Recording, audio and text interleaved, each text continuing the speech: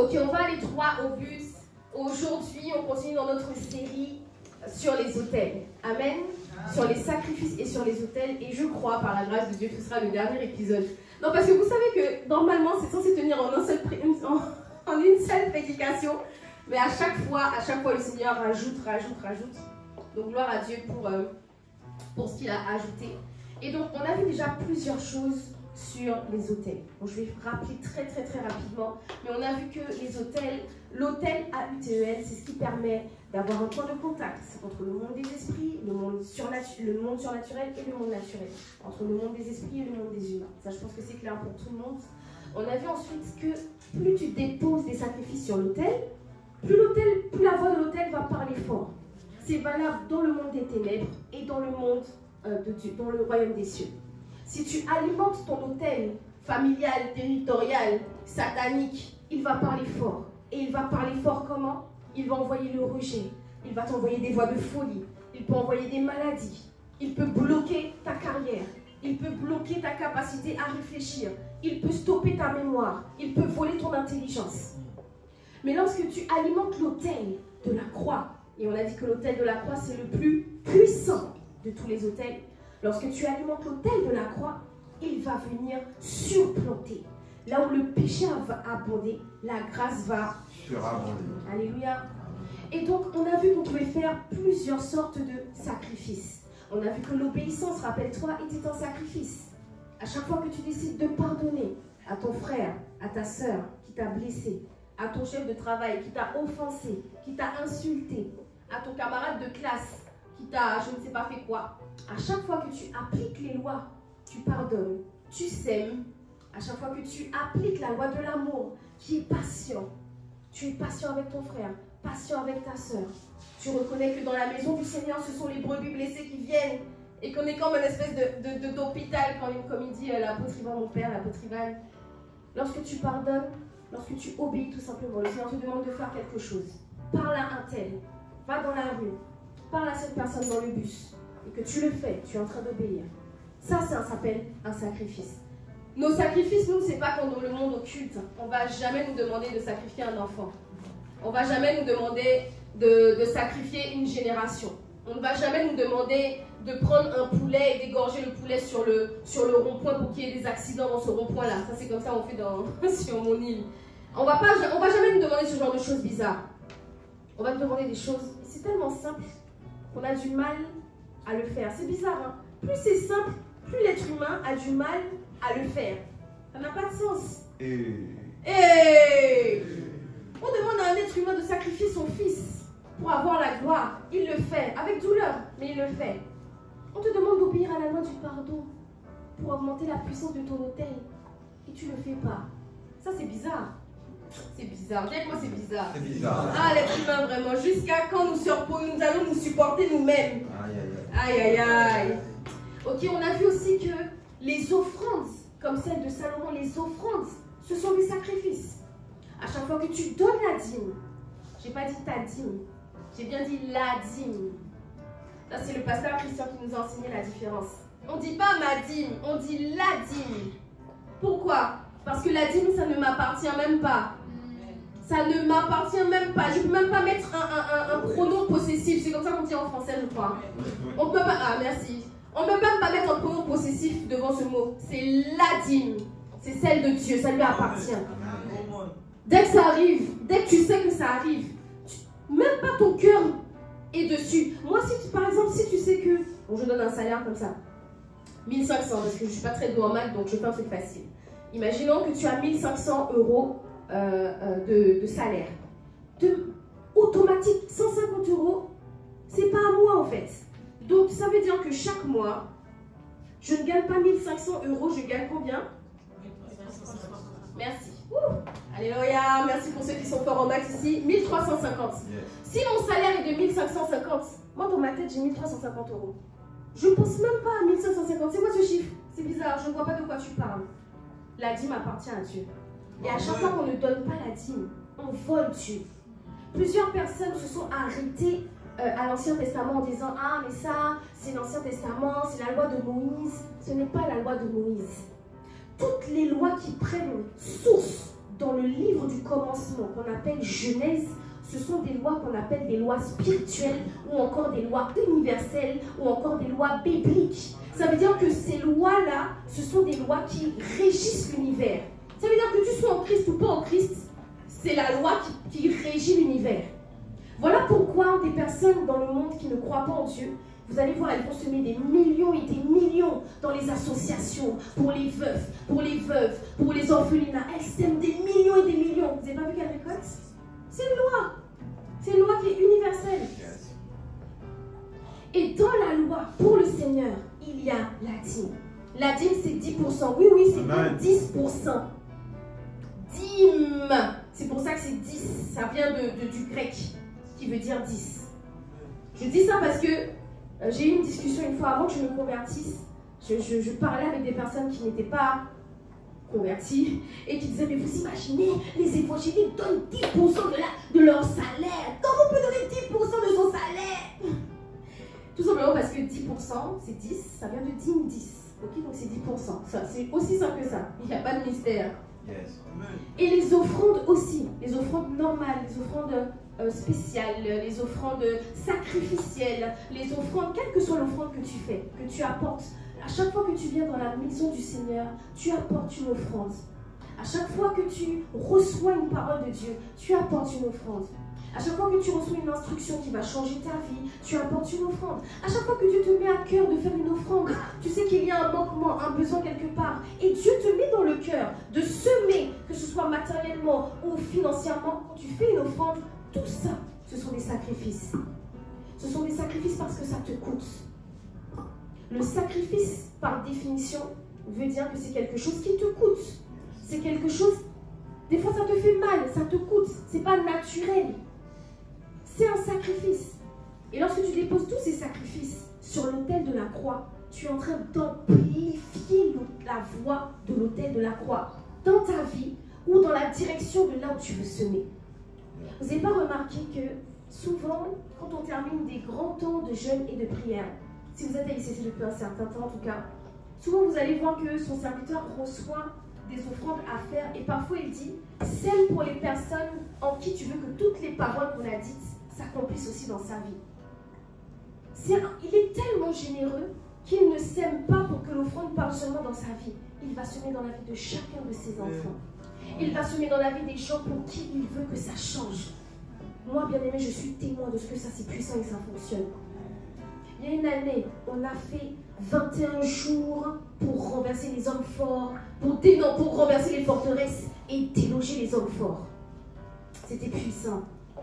Et à la fin, le 21e jour, il a annoncé le jubilé, la fête. Et le symbole du jubilé, c'est le chiffre 50. Et il a dit, fais une offrande à partir de 50. Comme tu veux, ça peut être 50 ou plus, selon ta capacité. Mais fais une offrande. Et si tu veux que ces paroles parlent, parce que quand on parle de renverser les forteresses, on parle de choses qui sont ancestrales, qui sont familiales. Si tu veux que ça cesse, que les cycles cessent, tu dois faire un sacrifice. Ce jour-là, j'ai fait un sacrifice. J'ai semé pour mon père, j'ai semé pour ma mère, j'ai semé pour mes enfants à venir, mes enfants présents. J'ai semé pour les gens qui étaient autour de moi, que je voyais qui galéraient. J'ai semé. Plusieurs années plus tard, mon père s'est converti. Je n'avais même pas fait le lien. Parce que comment je me suis convertie, j'avais l'air d'une folle pour mon père. Vous connaissez pour certaines parties de mon témoignage. J'ai tout laissé pour le Seigneur. J'ai plaqué mon CDI, j'étais cadre, j'ai tout abandonné pour Dieu. Sur la base d'une instruction, j'ai obéi. Le jour où, à chaque fois que vous obéissez, il y a une explosion qui se passe dans le monde spirituel. Vos yeux ne voient pas, mais il y a une explosion qui se fait dans le monde spirituel. Cette explosion ouvre une porte que le diable ne pourra jamais fermer. Amen. Yes. Je n'ai jamais pas fait le lien, mais j'ai renversé les hôtels familiaux, j'ai renversé les forteresses de débauche sexuelle. Tout ce à quoi on avait été consacré depuis l'enfance. L'esprit des sceaux. Il y avait eu tellement de rituels dans ma famille, dans la famille de mon père, tellement de rituels. les rituels bizarres où les nouveau-nés meurent dans la mer, plusieurs nouveau-nés de ma grand-mère qui sont morts noyés, plusieurs bébés sont morts dans les eaux, plusieurs à chaque fois à la mer. Des fois, on retrouvait les vêtements de mon père, de ses frères, de ses sœurs, avec du sang d'animal dessus. Où ça? Sur le sable, dans la plage. On avait été consacrés à l'esprit des eaux. Consacrés. Quand je me suis donnée à Christ, c'était terriblement là. Une lutte. Une lutte. On l'appelle chez nous maman de l'eau. Dans certains pays, on l'appelle Mami Wata. Mami Wata. Chez nous, c'est maman de l'eau. La mer des eaux là. Chez nous, quelque part dans l'île, dans le nord de l'île, quand tu vas faire la plongée sous-marine là, il y a des gens qui aiment faire des trucs comme ça, c'est bizarre. Non, pardon, la plongée sous-marine c'est pas bizarre, mais il y a certains trucs qui sont quand même bizarres. Il y a un endroit dans l'île où il y a quelqu'un, un sataniste, qui a construit une sirène immense. Mais quand je vous dis immense, elle est de la taille d'un building, je sais pas moi, à Washington. Donc elle est immense. Une immense queue comme ça avec... Et puis bizarrement, il a construit la tête de la sirène. Elle est vers le haut avec une grosse bouche ouverte comme ça. Et le trou de sa bouche est tellement profond que quand tu regardes ça par-dessus, parce qu'ils ont fait des clichés, hein, c'est la mode, c'est les touristes qui vont au-dessus de la sirène. Ah, on prend des photos. Le fond de la bouche est noire tellement c'est profond. Une immense sirène avec ses grosses, sa grosse queue et tout ça. Cette sirène est vénérée chez nous. Elle est vénérée chez nous. Combien de fois on a vu des personnes sortir de la plage à minuit et retourner à partir de minuit dans la plage et ne jamais ressortir? Ce sont pas des... C'est pas des fables, hein.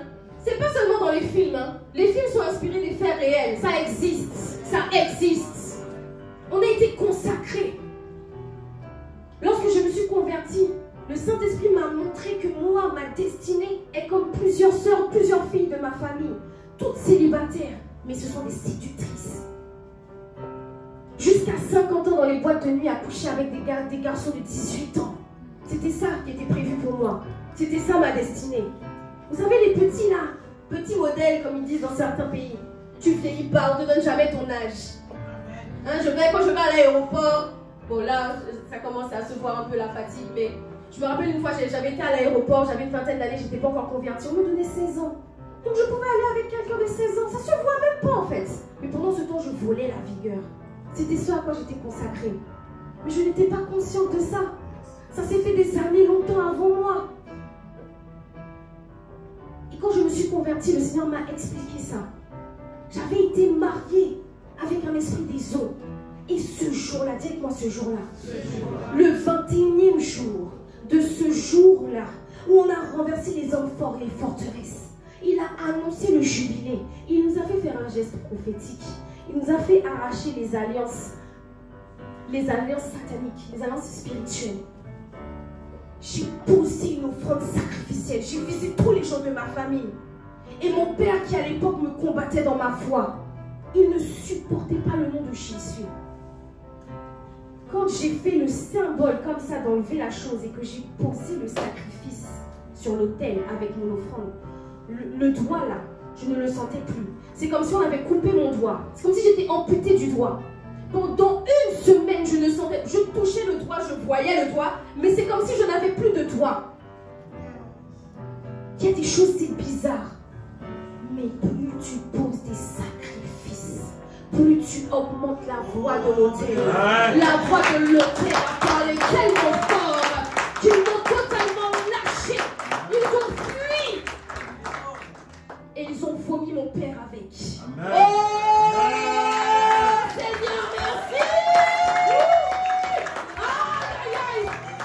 Oh, Seigneur, merci. Seigneur, merci. Tu en as marre de voir ta famille souffrir des mêmes mots, des mêmes vices, de l'alcoolisme, du tabagisme. Prie encore plus. Sers encore plus. Dépose sur l'autel des sacrifices qui te coûtent. Sois extravagant. À la hauteur de l'extravagance des satanistes.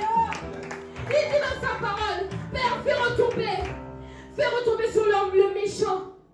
Fais retomber leur parole à la hauteur de la perversité.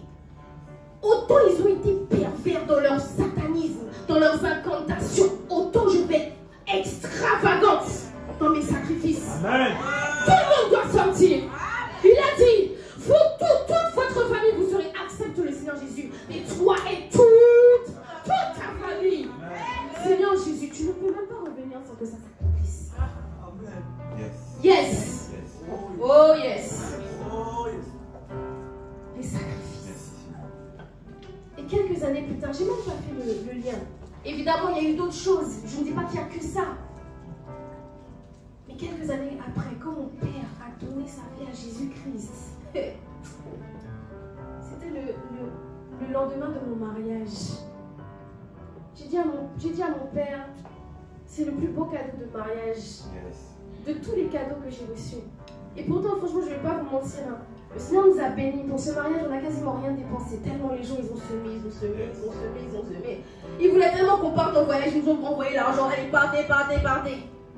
Mais le plus beau cadeau, c'est la conversion de mon père. Amen. Des années après m'avoir combattu dans la foi. Des années après. Quand je me suis convertie, on a un oncle qui est franc-mécanicien. Il ne se cache plus de ça. Plusieurs fois, il a essayé de me recruter. Il y a des gens qui voient votre étoile. Ils savent que toi, là, tu dois être utile pour le royaume de Dieu.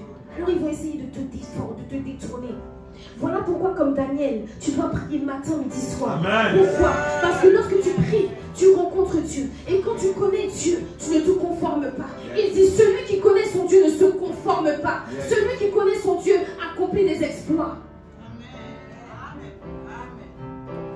Plusieurs fois, ils ont essayé de me recruter. Et quand je me suis convertie, j'avais quelques semaines de conversion seulement.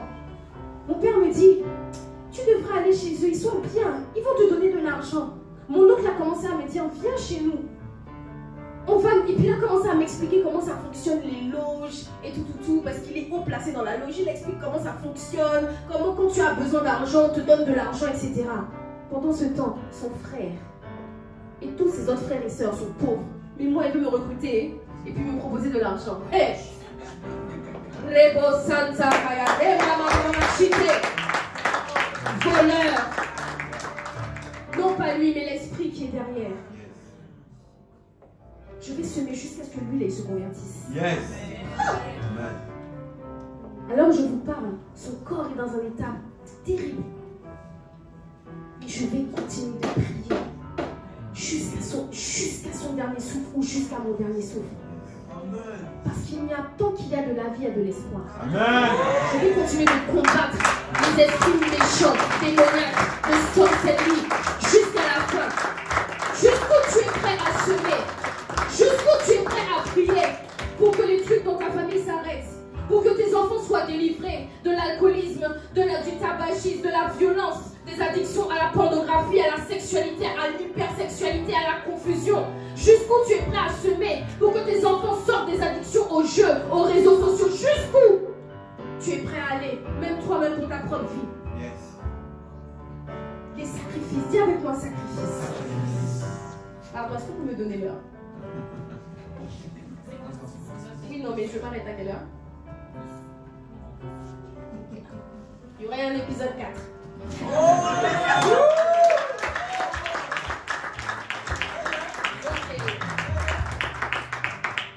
Je vais passer à un autre point. Donc on a dit qu'il y a plusieurs types de sacrifices. Il y a l'obéissance, il y a les offrandes, il y a la prière. Dis avec moi la prière.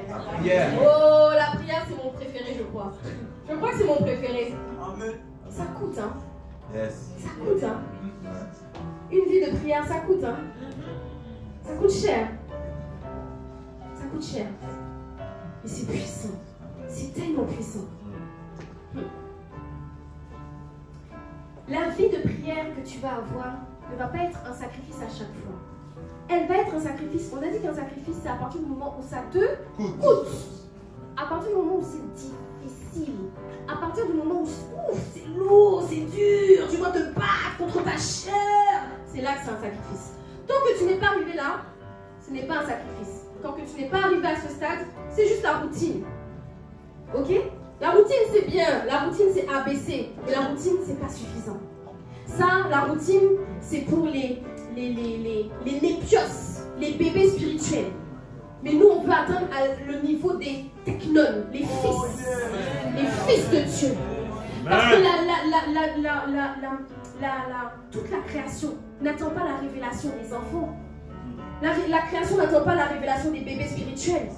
La révélation attend la révélation des fils de Dieu.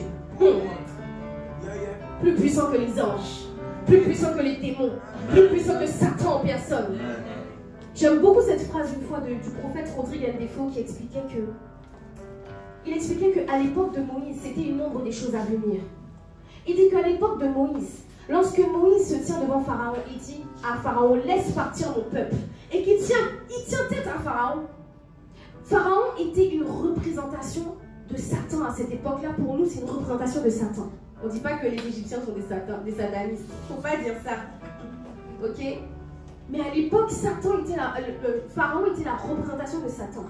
Et c'est comme si Moïse se tient devant Satan et dit, laisse partir mon peuple afin qu'il me serve. Et on dit que Moïse, comme s'il ne voyait pas Pharaon, il voyait Dieu. Dieu par-dessus, il voyait Dieu. Satan était tout petit. Et Satan, au final, Pharaon était plus petit que Moïse.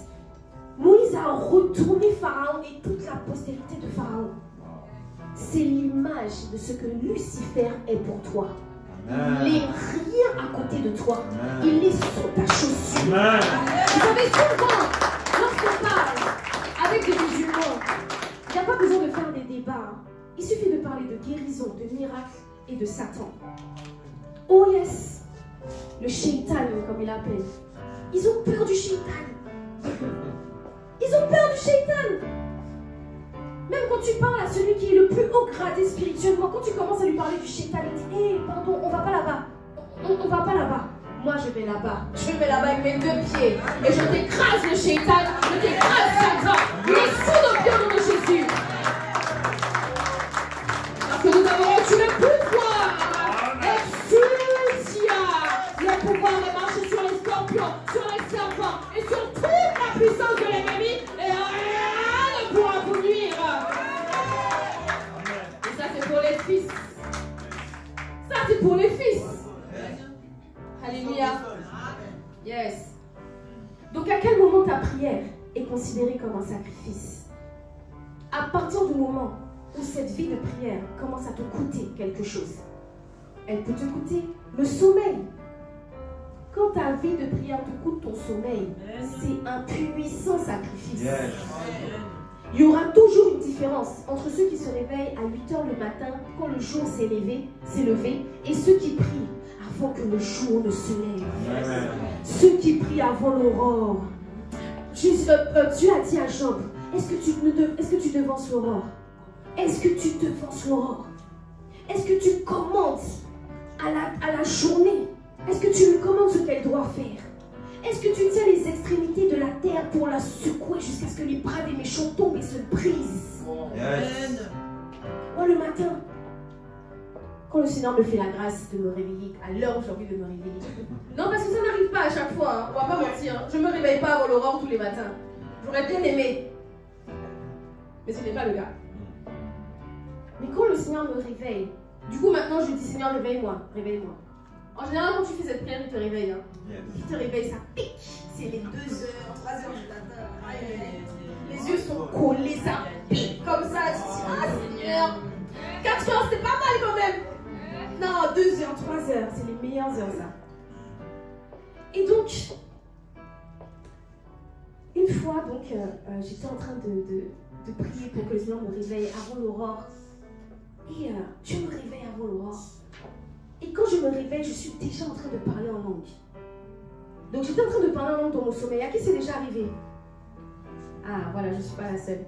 Donc je me réveille, je suis là. Je me réveille. Une fois mon mari m'a dit que pendant que je dormais, j'étais en train de dire il faut que les hommes soient Jésus les bleus. J'étais en train de dormir. Il y a des gens qui prient dans le sommeil.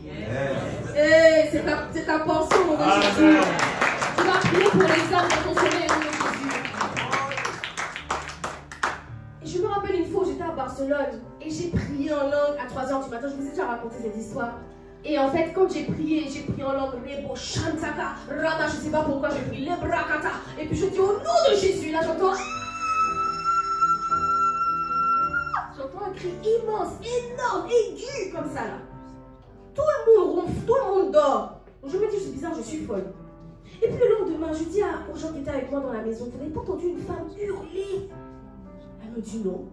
Je dis, c'est bizarre. Et là, Dieu ouvre mes oreilles et me dit, je t'ai juste permis, dans ma souveraineté, je t'ai permis d'entendre ce que ça fait quand tu pries et comment un démon brûle. Je t'ai juste permis d'entendre un démon brûler. Pour que tu vois ce que ça fait quand tu pries à cette heure-là et en esprit. Prie beaucoup en langue. Beaucoup en esprit. Comme l'apôtre Ivan, 80% de son temps de prière, c'est en langue. C'est énorme. Paul disait, je prie en langue plus que vous tous. Je parle en langue plus que vous tous. N'est-il pas celui qui a eu la plus grande révélation du Christ alors qu'il n'a pas connu Jésus de son vivant? Prie en langue, prie beaucoup en langue. Réveille-toi avant l'aurore, devance l'aurore. Tiens les extrémités de la terre. Souvent je fais ça, je dis je tiens les extrémités de Noisy le Grand et je secoue que les bras des méchants tombent et se brisent. C'est juste une parole qui est dans le... C'est juste un verset. Hein. Entre parenthèses, lis la Bible. Ça va te donner des vraies épées à envoyer. Amen.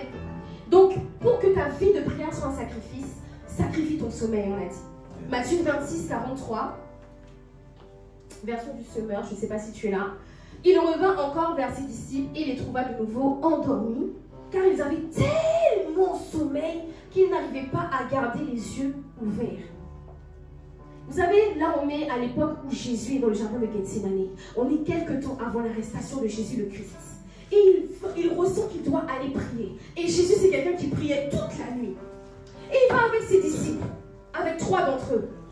Et à plusieurs reprises, il va les voir. Il dit, mais ne pouvez-vous pas prier avec moi encore 1 heure? 3 fois il a fait ça. La révélation derrière ça, qu'une fois Pasteur Gislain nous disait, c'est que tu dois prier au moins 3 heures par jour. Parce qu'il est venu 3 fois vers ses disciples pour dire, ne pouvez-vous pas tenir 1 heure? 3 fois 1 heure, je suis quand même assez bonne en maths pour savoir que ça fait 3 heures. Donc dans ta journée, on ne dit pas forcément de cumuler 3 heures d'affilée, mais dans ta journée, tu dois au moins donner 3 heures à Dieu. Ça, c'est un secret. Tu n'es pas obligé de l'appliquer, mais c'est un secret. 3 heures. Et donc, il va leur dire, qu'ils étaient tellement endormis qu'ils n'arrivaient pas à garder les yeux ouverts. Mais à chaque fois que Jésus va voir ses disciples, il dit, mais purée, mais réveillez-vous, vous ne pouvez pas rester, réveillez-vous, vous ne pouvez pas prier avec moi. Ça sous-entend quoi? Ça veut dire que le sommeil, ça veut dire que la phrase qui dit je suis fatigué n'a aucun sens pour Dieu. Amen. Ça veut dire que le matin quand tu te réveilles ou qu'il te réveille à 2 ou 3 heures du matin, tu dis ah Seigneur je suis fatigué, pas maintenant, mes yeux me piquent, mes yeux me brûlent, j'ai mal à la tête. Il n'entend même pas, il ne comprend pas, il entend comme des cymbales. Ting, ting, ting, ting, ting, ting. Ça ne veut rien dire. Lève-toi. Comme me dit souvent Pasteur Juliana, va dans la douche, prends moi je prends l'eau glacée là sur juste, je mets sur les yeux parce que mes yeux des fois c'est collé comme ça là, ça pique. Fais tout pour être réveillé. Prends le café, prends tout ce que tu veux. Amen. Amen. Au nom de Jésus. Amen. Deuxième chose, pour que ta vie de prière soit un sacrifice, sacrifie tes envies. Dis-nous. Sacrifie tes envies. Yes. Tu sais que tu n'auras pas envie de prier. Moi, franchement, je vais vous dire la vérité. Hein. J'ai rarement envie de prier. Ça m'arrive des fois, hein. Mais c'est pas tous les jours. La majorité des jours, je n'ai pas envie de prier. Sacrifie ton envie. À chaque fois que tu sacrifies cette envie, à chaque fois que tu sacrifies ça, j'ai pas envie de prier, tu es en train d'augmenter la puissance de ton autel personnel. À chaque fois. Tu t'es pas réveillé avant l'aurore, c'est pas grave. Tu vois, il est 8 heures. Il te reste que 30 minutes pour prier. Tu sacrifies ton envie, tu pries. Tu dis, ah, j'avais envie de rejoindre. Il est déjà 8 heures du matin. Il faudrait plutôt que je regarde si on m'a pas envoyé un message d'urgence au travail. Sacrifie tes envies. Prie. Tu augmentes la puissance de ton autel. Le midi, tu as envie de passer 2 heures. On te donne une pause de midi à mis à 13h30, je sais même pas si ça existe encore, des pauses de 2 heures. On te donne 1h30 de pause, et puis sur les 1h30, tu parles de la pluie, du beau temps avec tes collègues. Il fait beau, il fait chaud, il fait... Sacrifie 15 minutes, 30 minutes. Dis-leur, bon, pardon, je vais à mon bureau un peu plus tôt. Non, tu vas chauffer un peu plus tôt. Viens 15 minutes avant que tout le monde revienne de la pause.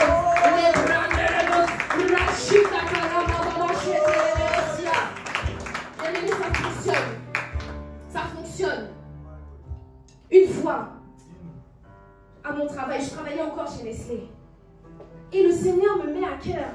De ce jour-là, ne va pas manger avec tout le monde. J'avais faim. Et j'avais faim. Comme par hasard, ce jour-là, j'avais vraiment faim en fait. J'avais vraiment faim. Et il me dit, non, tu ne manges pas. Aujourd'hui, tu jeûnes. J'ai dit, ah, ok. Les collègues me disent, alors Gaëlle, on va manger. J'ai dit, non, c'est bon, je reste à mon poste. Je suis restée à mon poste. Ça m'a coûté. J'avais faim. J'avais envie de... Et puis j'attendais ce moment-là en fait. Et puis j'ai jeûné. Je n'aime pas jeûner. C'est filmé. Hein. Je n'aime pas jeûner. Il y a des gens qui jeûnent comme si c'était le lait, quoi. Je n'aime pas ça. Moi, le sacrifice, le jeûne, c'est vraiment un sacrifice. Je suis sûre, Seigneur, que mon jeûne pèse plus lourd que pour faire ça. Je vous jure, le jeûne, pour moi, c'est difficile. Mais quand il faut jeûner, je jeûne. Et ce jour-là, j'ai jeûné. Et pendant 1h30, j'ai prié. Le service était vite. J'ai prié les bras. On avait une réunion à 14h, une réunion le soir. Une réunion qui devait se passer dans une salle. C'était une réunion de règlement de compte. Parce qu'il y a un service qui s'est mis à dos un autre service. Et puis ma chef de travail a dit on va aller, on va faire voir. Je suis allée dans la salle de travail, j'ai imposé les mains à la porte, les bras brandés, j'ai imposé les mains sur toutes les chaises. Ramachantaka, esprit de paix, Rachontaka, esprit de douceur, Rakotokonama, esprit de paix, Rachontaka, esprit de douceur. Je déclare au nom de Jésus que cette paix est saturée de l'esprit de douceur, l'esprit de paix règne sur ce lieu. Je dis ça pendant 20 minutes. Et tous ceux du service, les deux services là, on est en train de se faire la guerre. C'est moi qu'ils avaient cherché. J'avoue, je m'étais emportée. C'est à l'époque où je travaillais sur la colère. Je m'étais emportée. Et puis le Seigneur m'a dit, tu vas corriger ça. Et donc je devais jeûner, prier. Et prier pour eux. Et leur pardonner leurs offenses. Et donc ce jour-là, on arrive à la réunion. À la base, tout le monde était fâché. Tout le monde est arrivé comme ça. Et puis quand ils ont franchi la porte, je vous assure, il y avait une telle atmosphère dans la salle. Toute la colère a disparu. Tout le monde s'est assis autour de la table du jour-là. C'était censé être un règlement de compte. C'est devenu service ami ce jour-là. Quand on est sorti, ma chef, elle était athée. Ma chef de travail s'est retournée. Elle m'a dit, Gaëlle, qu'est-ce qui s'est passé? Tu es d'une telle douceur. C'est Jésus. C'est Jésus qui fait ça. C'est Jésus qui fait ça. C'est comme ça que le témoignage a commencé à ouvrir leur cœur et j'ai pu parler de Jésus à mon travail. Alléluia. Ah oui, il y a quelques petites astuces quand même que je peux te donner pour la prière. Dis-nous. Quand tu n'as pas envie de prier. Moi, c'est Pasteur Juliana qui m'a appris ça quand je me suis convertie. Je dis, ah maman, j'ai pas envie de prier aujourd'hui. Elle m'a dit, ouvre les psaumes, lis seulement. J'ai dit, ok, j'ai pris un psaume. J'ai commencé, bon, pas les psaumes de guerre, les psaumes d'amour, les psaumes de louange et d'adoration. Yes. Ça, c'est une astuce terrible. J'ai juste lu le psaume. On dirait que le psaume est onctionné de vie de prière. Onctionné de prière. J'ai commencé à lire le psaume. Et puis là, j'ai commencé à partir en louange, partir dans l'admiration, la contemplation. Et je n'ai même pas vu les heures passer. Astuce, lis les psaumes quand tu n'as pas envie de prier. Autre astuce, mets une atmosphère de prière prophétique. Mets les 2 heures de prière au nom de l'apôtre Yvan. Ou les 2h40, j'aime trop ça. Les 2h40 de prière du pasteur Ghislain. Il a appelé ça la dîme de ton temps. 24 heures, c'est 2h40. La dîme, ah ça c'est puissant. La dîme de ton temps à Dieu en une seule fois, one shot. 2h40. Et puis c'est là, tu pries en langue. Tu pries seulement. Ce sont juste des astuces. Mais ça va faire monter en toi le feu de la prière. Amen. Troisième chose pour que, et c'est la dernière chose, Madame la coordinatrice, troisième chose pour que ta vie de prière soit un sacrifice, sacrifie ton temps. Il faut investir du temps dans la prière. Crée ce qu'on appelle des espaces-temps pour la prière. Quand tu sens que par exemple le matin, tu t'es réveillé un peu juste, ça m'arrive, ça nous arrive tous, tu as prié peut-être 30 minutes parce que tu dois quand même aller au travail. Ok, ça arrive. Mais à l'intérieur de toi, tu as cette sensation-là que tu n'es pas assez rechargé. À qui c'est déjà arrivé? Tu sens que tu n'as pas fini de prier en fait.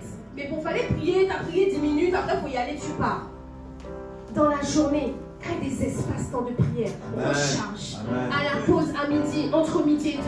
Quand tous tes collègues vont à la pause clope à 10h, prie. Quand tous tes collègues vont à la pause café de 16h, prie. 30 minutes ajoute, 10 minutes ajoute, 20 minutes ajoute, 1 heure ajoute. Le soir, quand tu rentres, tu prends le transport ou tu prends la voiture, tu as 30 minutes de trajet, 1 heure de RER, prie. Amen. Recharge. Recharge. Amen. Tu as 1 heure de route, c'est 1 heure de prière. 20 minutes de trajet, c'est 20 minutes de prière. J'aime beaucoup faire Noisy-le-Grand Fontainebleau. Rema Shanta Karrebos, tout le bois, c'est que Gaël est arrivé là. Je vous dis, hein. En tout cas, il faut prier. Utilise tout ce que Dieu peut te donner comme espace pour prier. Amen. Amen. Autre chose, prends des temps de retraite. Quand tu sens que tu n'as pas assez prié, moi ça m'arrive souvent, où je sens que, souvent par exemple je peux prier, mais moi j'ai besoin de beaucoup d'heures pour me sentir vraiment saturée. Quand j'ai pas atteint ce nombre d'heures, je me sens pas assez remplie, pas assez rechargée. Quand c'est comme ça, je prends mon téléphone, je demande à ma responsable au travail, pasteur Juliana. Bon, moi je travaille à l'église, mais même quand j'étais dans le monde, je prenais des RTT. Je posais mes RTT. Puis au lieu d'aller à la plage ou au cinéma pendant mon RTT, je priais toute la journée. Je recharge. C'est un sacrifice. Moi j'aime le cinéma. Si les gens me connaissent là, ils savent que j'aime aller au cinéma. Donc quand je pose un RTT et que je ne vais pas au cinéma et que je suis enfermée dans ma chambre en train de prier pendant 3 heures, là, 4 heures, pendant toute la demi-journée, c'est un sacrifice de temps. Yes. Crée des espaces-temps. Pose des RTT, pose des congés, pose 2 heures, 3 heures. Pas pour te faire du bien, pas pour manger mieux, pas pour dormir, pas pour te relaxer, pas pour Netflix, pas pour les réseaux sociaux, pas pour Instagram, pas pour TikTok, mais pour prier, pour rencontrer ton Dieu. Ça, c'est un sacrifice. Quand c'est comme ça, j'envoie un petit SMS à mes équipes. Je dis, je suis off pendant toute la matinée. Ne me calculez pas. J'envoie un message à mon mari. J'ai dit, chérie, ce matin, je prends une retraite. Pendant le matin, ou pendant l'après-midi, ou pendant le soir. Tu ne peux pas le faire en journée, prends le soir. Organise-toi. Vous êtes à 2, vous êtes mari et femme, vous avez des enfants. Organisez-vous ce soir, chérie, je veux être en retraite. Est-ce que tu peux préparer peut-être les choses à l'avance? Ou tu t'organises pour qu'il y en ait un qui gère les enfants. Et puis toi, tu vas t'enfermer dans la chambre.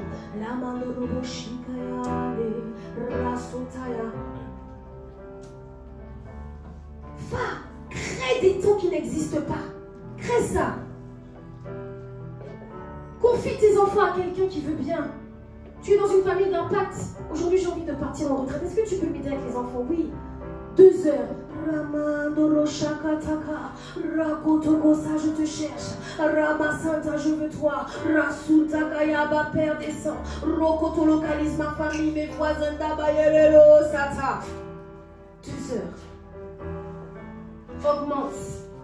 Alléluia. Amen. Il y a tellement de types de choses que j'ai envie de dire, mais comme il est déjà midi 16, je pense qu'on va devoir atterrir. Mais on a vu 3 choses, rappelle-toi, pour que ta vie de prière soit un sacrifice. Sacrifie ton temps, sacrifie tes envies, amen, et sacrifie ton sommeil. Parfois, tu peux cumuler les 3 en même temps. One shot.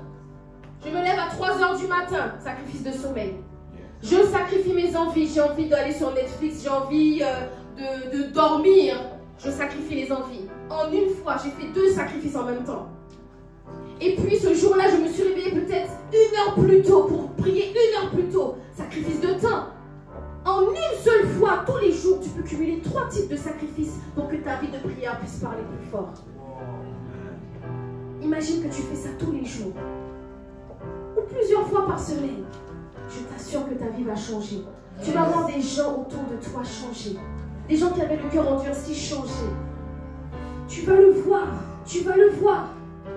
Tu vas voir que lorsque tu vas sortir, des guérisons vont arriver. Des gens vont être bizarrement disposés. On a reçu des dons là. Il s'est passé quelque chose. Hier, j'étais en train de faire des courses. Et puis je vois une mamie. Une vieille mamie. Mamie, bien mamie. Mamie quoi. Avec la béquille comme ça là. Tu te dis, mais attends, elle va pas guérir, c'est l'âge. Mais bon, comme on a reçu des dons et le courage, mais surtout la compassion, j'ai eu mal au cœur pour de vrai. Hein. Ça m'a fait mal au cœur de voir la dame dans cet état-là. Elle était musulmane, voilée comme ça. Voilée comme ça. On était dans un rayon, vous savez le rayon de l'alcool, des eaux, là où il n'y a pas grand monde. Je me suis dit, arrivé la série ici, il n'y a pas grand monde. Mais j'arrivais pas, c'est bizarre, j'arrivais pas à la dépasser. Et puis elle commence à se diriger vers les fruits et les légumes, là où il y a toute la population, la lumière, tout là. J'ai dit, ah bon, ok, donc on y va, je suis avec mon chariot. J'ai dit, madame, en plein milieu des rayons, en plein milieu des fruits, des légumes, là où la lumière est le plus fort, la dame a accepté que je prie pour elle. Bon, elle n'a pas guéri. Mais Jésus a été glorifié. C'est comme s'il y a un ange qui a fait un espace, une bulle autour de nous. Il y avait d'autres femmes musulmanes qui passaient, qui la regardaient parce que je disais à Jésus bien fort. Hein.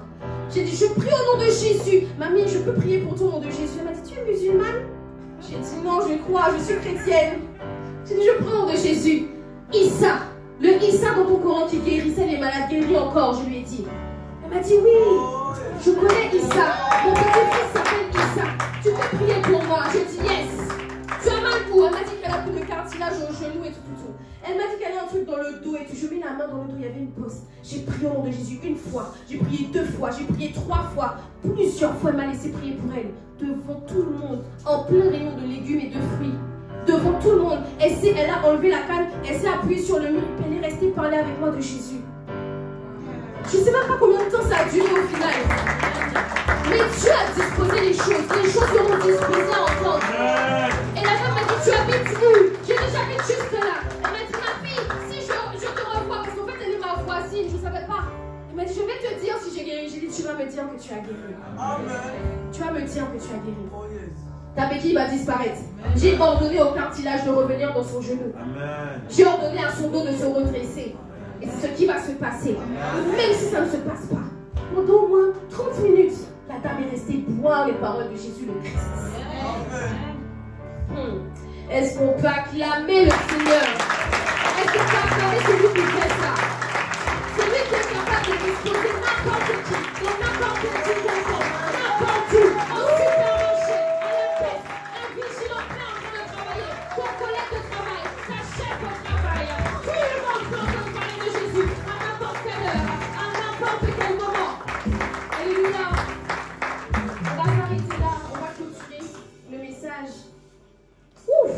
Alléluia. Amen. On va clôturer ici. Vraiment, je bénis Dieu en tout cas. Il y aura un épisode 4 parce que décidément cet enseignement est long. Amen. Mais on bénit Dieu. J'espère que en tout cas vous avez reçu des paroles qui vont vous pousser à agir.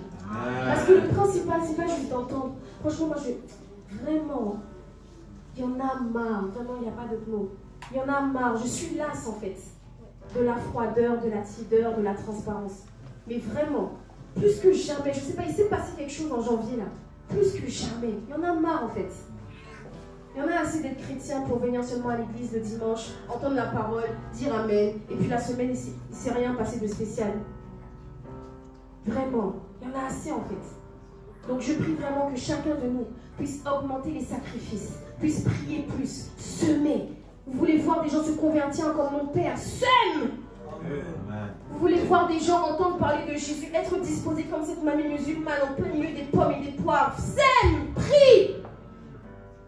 Prie plus, sacrifie, et puis va au fait, avec la force que tu as. Amen. Jésus va rajouter l'onction. À compétence égale, c'est la l'onction qui fait la différence. Alléluia. Alors qu'on est dans cette atmosphère, on va quand même élever la voix. S'il y a quelqu'un ici qui ne connaît pas Jésus-Christ, qui n'a pas fait de Jésus son Seigneur ou son Sauveur, nous allons prier.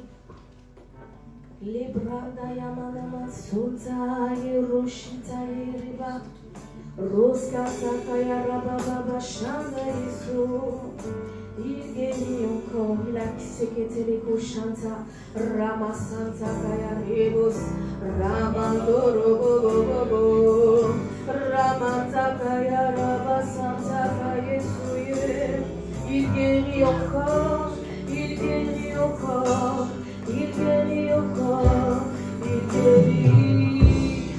guérit encore. Ah, Jésus est vivant, Jésus guérit encore. Les bras de l'Ebosita Kayareba. Si tu as entendu ce message, si tu veux entendre parler de miracles, de signes, de prodiges à travers ta propre vie, sache que Jésus peut le faire à travers toi. Quel que soit ce qu'on a dit de toi, il y a une personne qui ne va jamais te juger. Il s'appelle Jésus-Christ. On t'a méprisé. On t'a dit que tu étais inutile, que tu es bête, que tu ne vaux rien. On a dit que tu es trop peureux, trop petit, trop grand, trop maigre, trop épais. Peu importe ce qu'on a dit, Jésus ne te juge pas. Il ne te jugera jamais. Il est celui qui s'est livré pour toi. Il s'est sacrifié pour toi, pour que tu puisses avoir la vie. Et la vie éternelle, la vie en abondance. Il est celui qui veut te donner le pouvoir de devenir enfant de Dieu, de marcher sur les scorpions de ta famille, de marcher sur les serpents dans ta famille, de briser les cycles familiaux, de faire sortir ta vie et la génération et tes enfants également de tout ce qui était mauvais. On a dit que dans ta famille, tout le monde est célibataire, tout le monde est accro, addict à l'alcool. On a dit que dans ta famille, tout le monde trompe son épouse, sa femme, tout le monde est adultère. Personne ne peut s'empêcher d'être violent. Mais sache que ça peut changer. Ça peut changer aujourd'hui. Ça peut changer aujourd'hui. Si aujourd'hui tu entends le son de la voix de Jésus le Christ, n'endurcis pas ton cœur. Ne l'endurcis pas. Écoute le son de la voix de Jésus qui t'appelle et qui dit: mon fils, viens à moi. Je vais te donner du repos. Je vais donner du repos à ton âme. Je veux te faire du bien. Je veux te transformer. Je veux que tu deviennes un géant spirituel. Que tu deviennes puissant. Au nom puissant de Jésus. Pour que ça arrive, c'est aussi simple qu'une prière. Aussi simple qu'une prière. Il suffit d'accepter Jésus-Christ sincèrement de tout ton cœur. Il suffit d'accepter de le suivre, de faire de lui ton Seigneur, de faire de lui ton Sauveur. Et alors il enverra le Saint-Esprit et tu seras changé en un autre homme. Tu seras changé en une autre femme. Amen. Alors nous allons faire une prière et tu vas faire cette prière à haute voix et tout le monde va répéter également cette prière. Père, j'ai entendu ta voix et je veux revenir ou je veux venir à toi. Je veux que ma vie change. J'en ai assez des mêmes vices, de la même tristesse, de la même dépression, de ce rejet, de la peur. J'en ai assez de ma famille qui se divise, qui se querelle, qui se sépare. Je veux être un enfant de paix, un enfant de lumière, un réconciliateur de brèche. Je veux être un prince de paix et d'amour.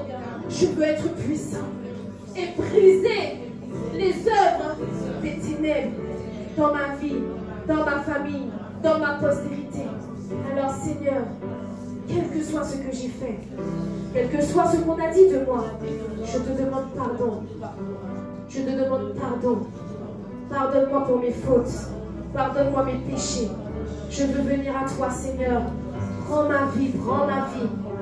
Prends ma vie. Inscris mon nom dans le livre de vie. Je t'accepte comme Seigneur et comme Sauveur, Jésus-Christ. Au nom de Jésus, Amen. Amen. Amen. Amen. Alléluia. Si tu as fait cette prière pour la première fois, ou si tu fais cette prière pour la énième fois, si tu étais en Christ avant, mais que tu veux te réconcilier. Moi, c'est ce qui s'est passé dans ma vie il y a quelques années. J'ai grandi dans l'église, et puis à un moment donné, je me suis éloignée. Et ce jour-là où j'ai fait cette prière, j'ai dit: Seigneur, je reviens. Si tu es le fils prodigue de la journée, aujourd'hui, le ciel sera dans la joie, et nous aussi, ici, on sera dans la joie. Amen. Si c'est la première fois que tu fais cette prière, ou si tu fais cette prière pour te réconcilier avec Jésus, est-ce que tu peux juste lever la main? Alléluia, je vois des mains levées. Amen. Est-ce qu'on peut acclamer le Seigneur?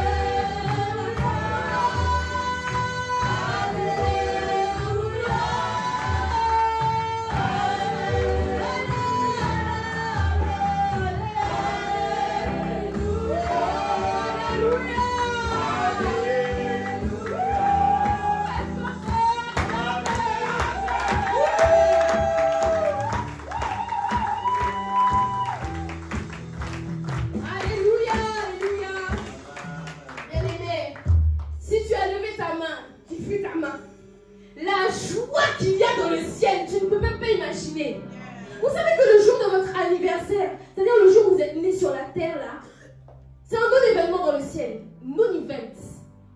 C'est prenons une fête sur la terre. Ah, un enfant est né, gloire à Jésus. Hein. Mais dans le ciel, il ne s'est rien passé de spécial. Par contre, le jour où tu donnes ta vie à Jésus-Christ, on appelle ça la nouvelle naissance. Amen. Et cette naissance-là, elle a un prix, un poids dans le ciel, une valeur inestimable.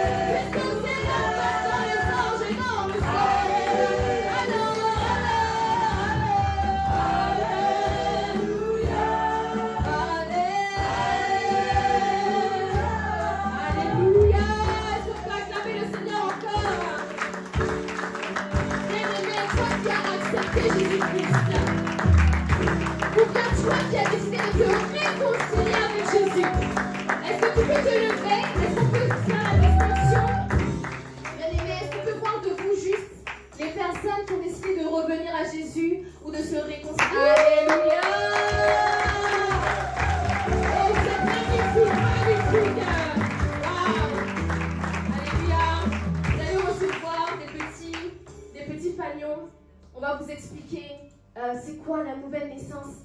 Et je vous invite, bienvenue dans la famille. Bienvenue dans la famille. C'est quoi vos prénoms? Bon, on n'est pas encore à la Cité Royale, on n'est pas encore 5000. Donc je peux entendre vos voix. C'est quoi vos prénoms? Nessie. Nessie. Nessie? Oui. Justine. Moi c'est Joannès. Ouais, Joannès. Est-ce qu'on peut acclamer le Seigneur?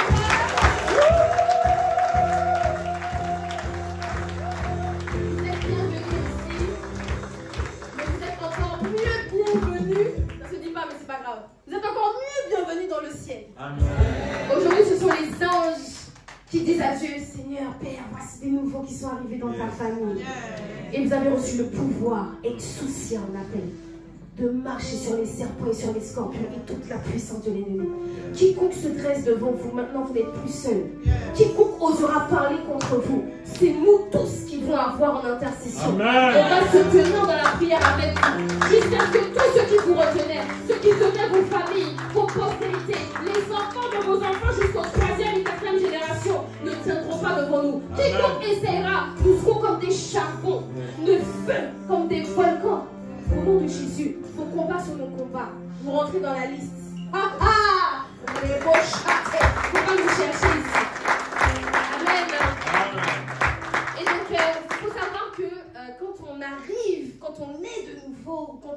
Jésus-Christ, moi c'est comme ça que ça s'est passé, et pour la majorité d'entre nous, on a des choses qu'on doit apprendre. C'est comme quelqu'un qui vient de commencer dans une famille. Imaginez que vous étiez fils d'un grand roi et qu'à votre naissance, quelqu'un est venu vous voler.